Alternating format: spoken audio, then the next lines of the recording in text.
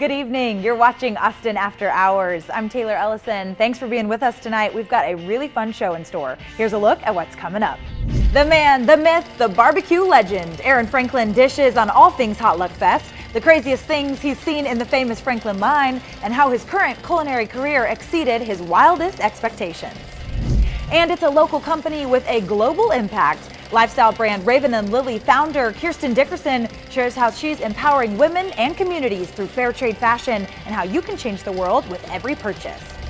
And with over 350 flavors in rotation, this Austin ice cream chain is serving up entertainment with every bite. We chat with Amy's Ice Cream's founder, Amy Simmons, and get the scoop on why she moved to Austin to start her business and how they're on a mission to make life sweet. But first, we head to the legendary Franklin BBQ to visit with the award-winning pitmaster, Aaron Franklin.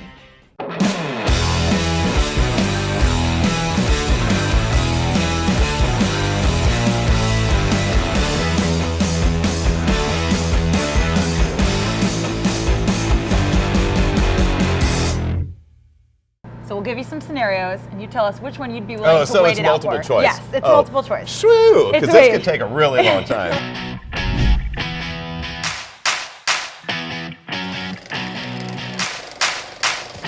Let's start with the 3, 2, 1 cheers. How about it? Cheers to you, Aaron. Cheers to a fine after. Thank you. After hours.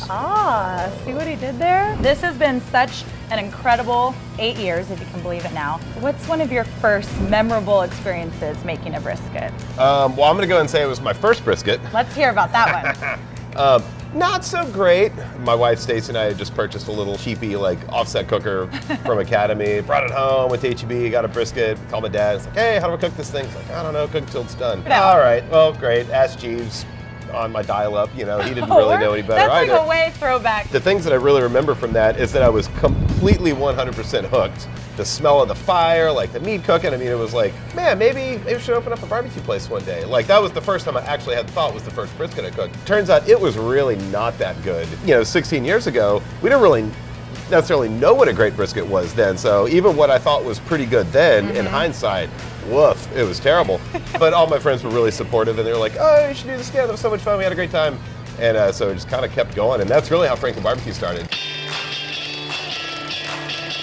When did it go from backyard barbecue to business? From the first brisket that I cooked, people coming over, maybe 6 months later, we did another one. I tried to make 2 whole briskets and invite even more people. It was BYOB, $5 donation to help cover costs. You were doing a dress rehearsal for your life. Yeah, totally. We started to have the annual summertime Franklin Backyard Barbecue. And I would do flyers on Photoshop, made band flyers pretty much for the barbecues. As people kept calling and stuff, I was like, geez. And then Stacey was like, man, I think more people are showing up than you think. When I bought a brand new knife for the occasion, I had an old 66 Chevy truck in the backyard that we filled it back with ice and beer, and everybody. Sounds like an epic throwdown. It was the ultimate backyard barbecue. And I look out, and all these people had lined up along my backyard and then down the driveway, and they just queued up themselves. And I didn't ask. I was like, all right, let's eat. Picked up the lid on the barbecue pit, pulled out a brisket. They weren't wrapped in butcher paper then. It hadn't really come up with that yet. I cut it. I was like, oh my God, this thing's tender. Yeah. Oh my God, this looks awesome.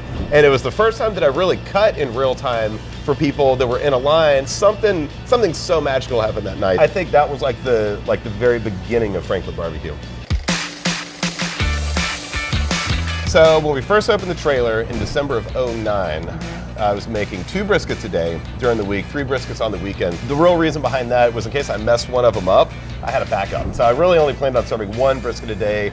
That's about 10 people, not much. I'd done the spreadsheets and stuff, and I figured if I fed 15 people a day, I could stay open. Yeah. Very small numbers. And we did 3 briskets on Saturdays and Sundays for the rush, for game day Saturday.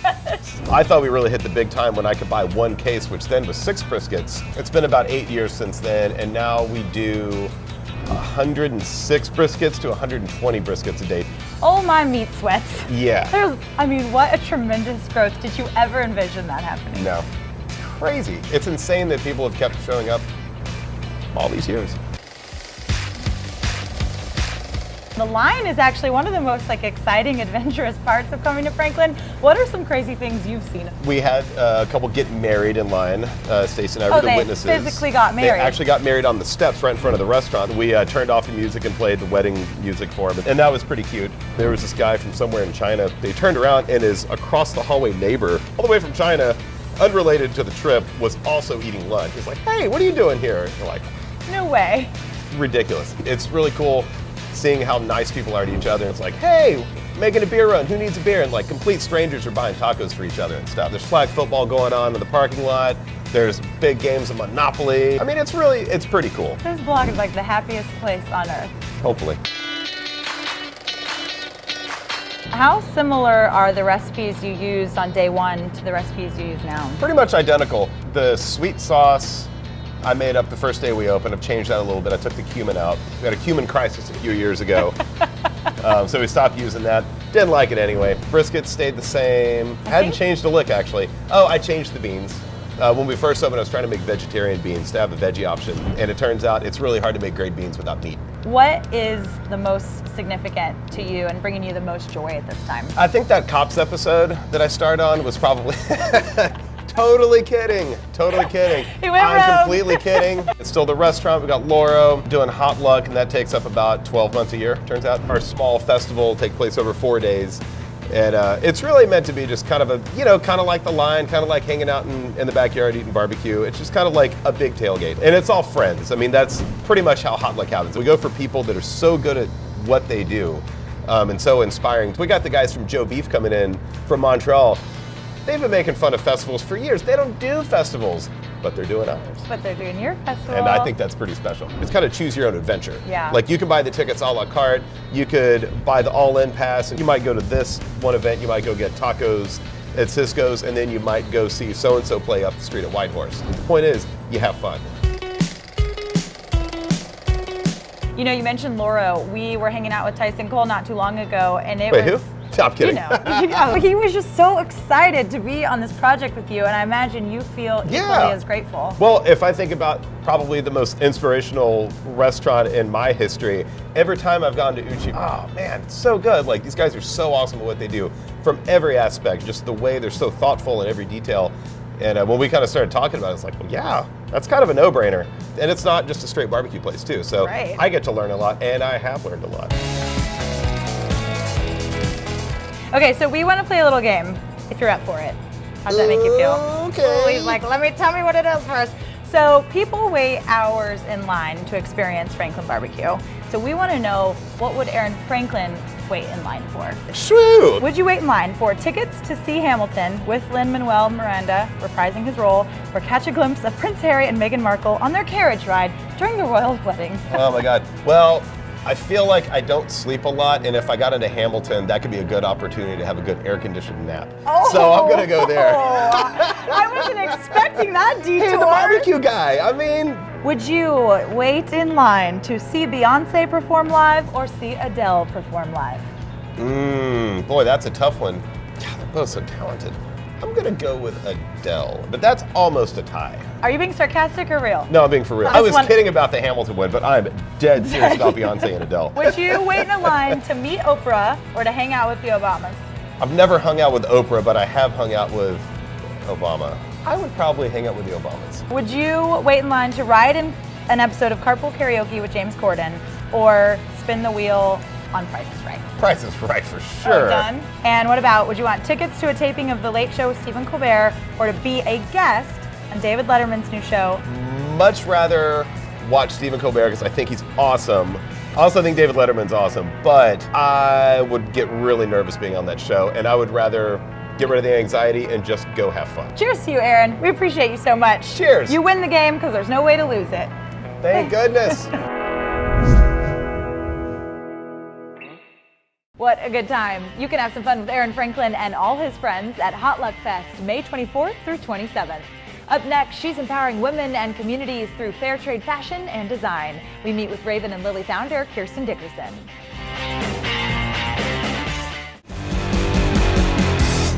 He is the president of the fan club. He would say there's not really a fan club, but Her husband is, of course.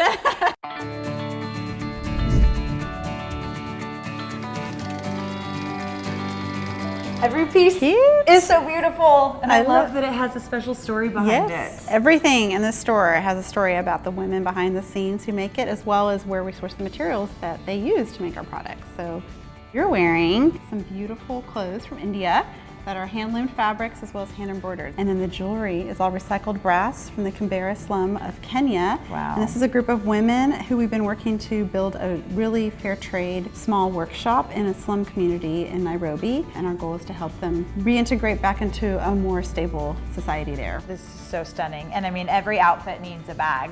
Yes, I know. I pulled this. Is that for me? This is my favorite bag right now. I love it. It's the new brass ring bag, so it combines both our work in Ethiopia with the leather, and then our group in Kenya makes the brass rings. So they're working together. And this bag is so cute. You can wear it casual like you, or it can go all the way into the night. Fair trade just feels better. Yes, it does feel better. It looks beautiful too. I'm always so happy when I'm in your beautiful store. Why did you start Raven and Lily? Well, it was kind of a hodgepodge of a lot of different experiences in my life. I used to be a stylist for film. My husband's a filmmaker, so he always hired me to style his work music on the videos. sets? Yeah, so You guys are a dynamic duo. it was fun. It was a lot of fun. But as a result, I knew a lot of people in the design industry in Los Angeles. And then the other part of my life is that I'm passionate about women. I've taken people around the world to meet women that I love that are a part of nonprofit efforts to give them access to education. In that process of volunteering a lot globally, I have met some incredible groups that saw the value of giving women access to jobs and microloans. And when some of those nonprofits I knew were focused on design, the light bulbs went off because that was my world. Either the women had an indigenous craft, or they were women that were maybe coming out of being refugees. They were teaching them a skill, like sewing or jewelry making. Yeah. So they had that first step, but then they didn't have any design input or market access after that. I went back to LA and talked to my design friends, and we looked at how we could design to the skills of the women,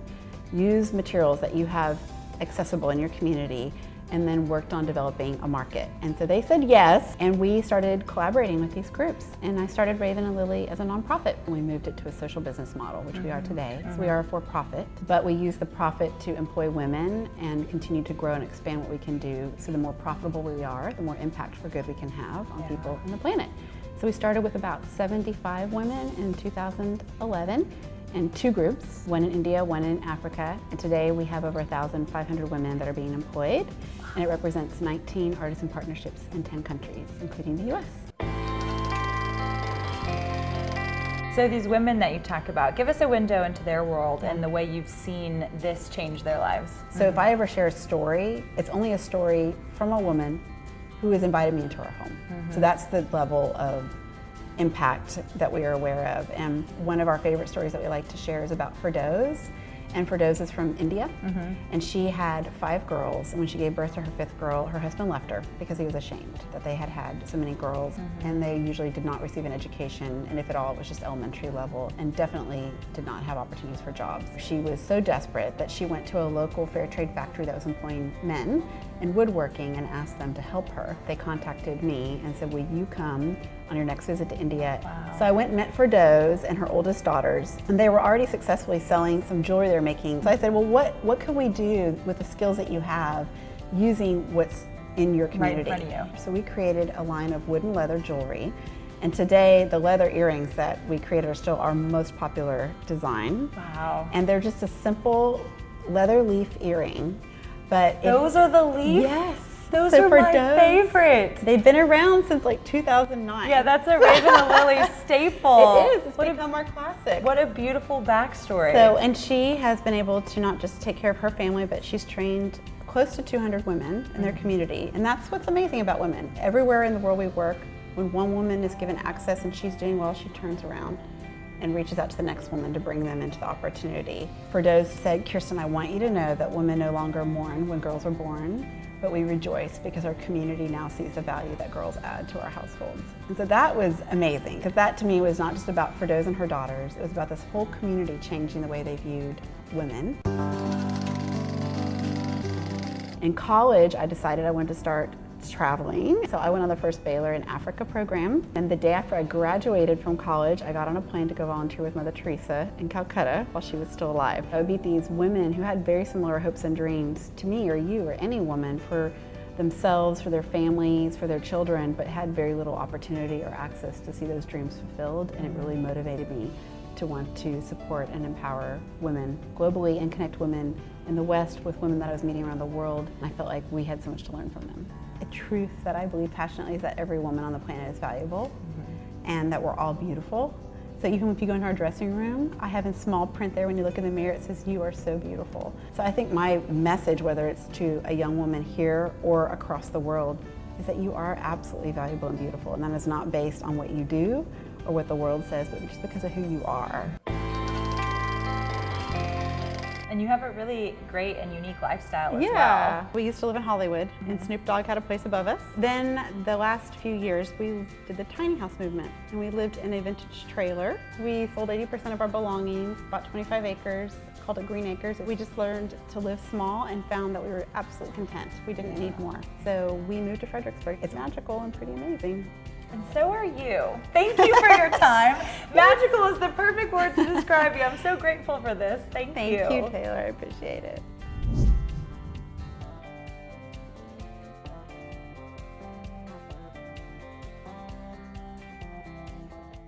What an inspiring story. You can check out Raven and Lily at Domain Northside.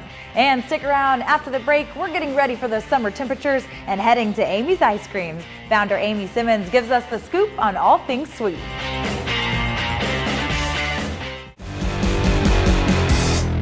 I gotta know, have you ever had like an ice cream hangover? No, you can't have an ice cream hangover. There's never too much. No.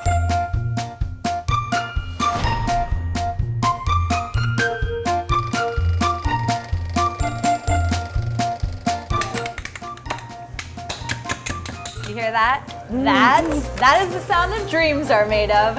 Miss Amy, you have been crushing it, literally and figuratively, for about 34 years now. What's your secret? Well, first we better put on hats or I get in trouble. Okay, let's do it. Do you have hats? I do. Okay, not just any hat. Can I take this one? Yeah. We're in the business of entertainment. It's part of the uniform. All right, and then what happens? So now we really want to crush in into every bite of the ice cream without it getting too melty. I'm still just curious. I know. Oh, you got it to that you're level. gonna need something here. You get melt in your mouth, chocolate chips. Oh, perfect. And where's your form come in? This is my form. Well, yeah, it depends on how hard the ice cream is. Sometimes you really got to get at it, and sometimes you just have to go fast so it doesn't melt too much. This might be a little too melty for a customer, but perfect for me. It looks right up my alley.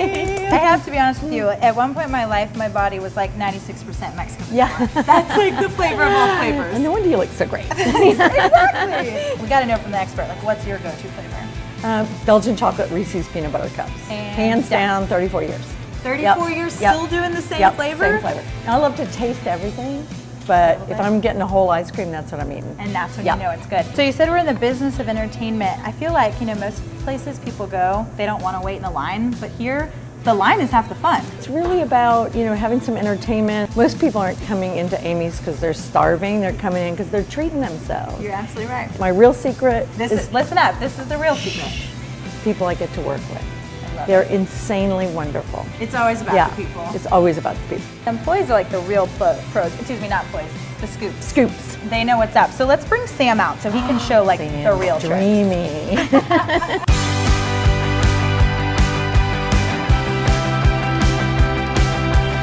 He's one of our best. Oh my, look at that handiwork. So how good do you have to be to compete? Well, I'll tell you, I can't do any of this. I can't even be a judge. I'm so bad. But Sam's incredible. You really have to be great. They practice all the time. So I'm ready to see something incredible here. Sam, let's go for the gold. I feel like something big's about to happen. You ready? Okay. Here we go. Around the world? Around the world. Holy moly.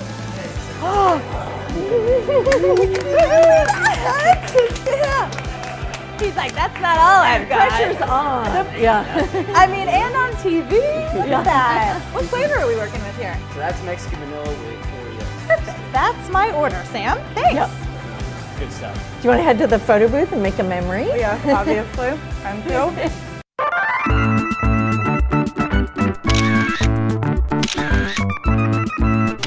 How'd we do? See how we look. It's always my favorite. Cute. That's when we didn't know it was starting. That's the surprise. It always, the first one you never know. This was actually always my favorite part of coming here as a kid. We just had rolls and rolls of these photos. I met my husband through the photo booth. Did you really? Yes.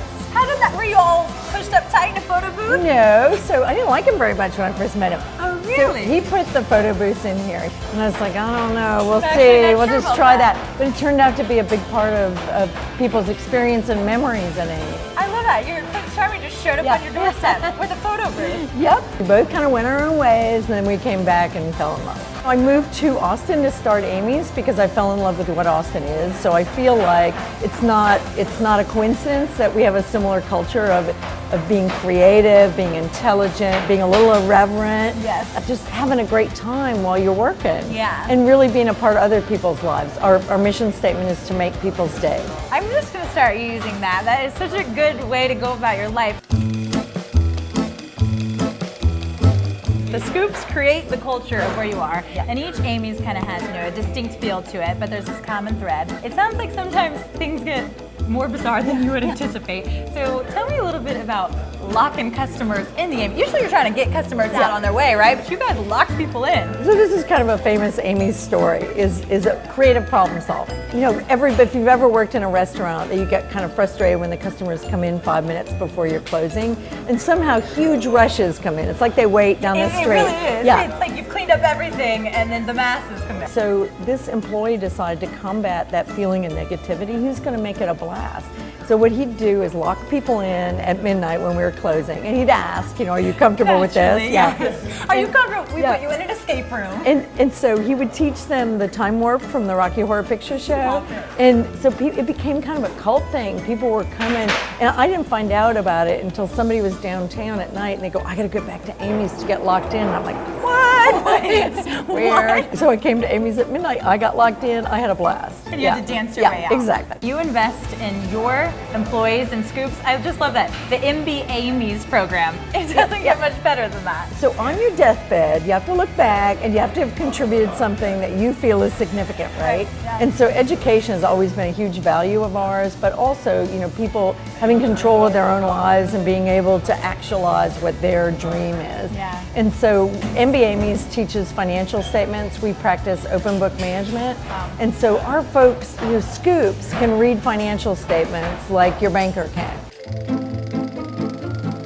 I feel like this location right here on 6th and Lamar, in the heart of downtown, is kind of like a time capsule of old Austin. And one of my favorite things growing up was you didn't just get served ice cream from the counter. Sometimes we would throw it over 6th Street. Does that ring a bell? Yes, it's been known to happen. But could we maybe just try it Maybe today? today for you, since we've had so much fun. Okay, and we'll just a quick disclaimer: don't try this at home. Yeah. This is just a nod to the throwback days. But do you throw it? No, not me. Okay. I'm really nice, and I'm gonna scoop a mean ice cream, but I can't throw. Okay, well let's maybe get Sam and get out there. Are you ready? This is a little scary. A lot of scary. They're running with the ice cream so it doesn't melt. It's 103 Look out. at this. Yeah. All of a sudden I am very scared. You're not going the street. Go to the street. You're not allowed to go in the street. Oh, that was so good. Oh, you can get it. You can get it. Oh, so close. Yes, it made contact. Nice job, Sam. Oh, guys. Sam, this is a me problem, not a you problem. All right, Amy, safe to say, you just made my day. Do you have a spoon? Yeah. I don't know. That one is on the ground. Thank you.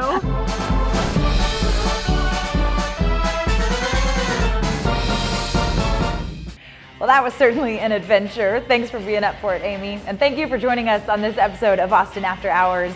Until next week, find us on YouTube for this complete episode and more. And check us out on Instagram @Austin After Hours. We'll see you next week.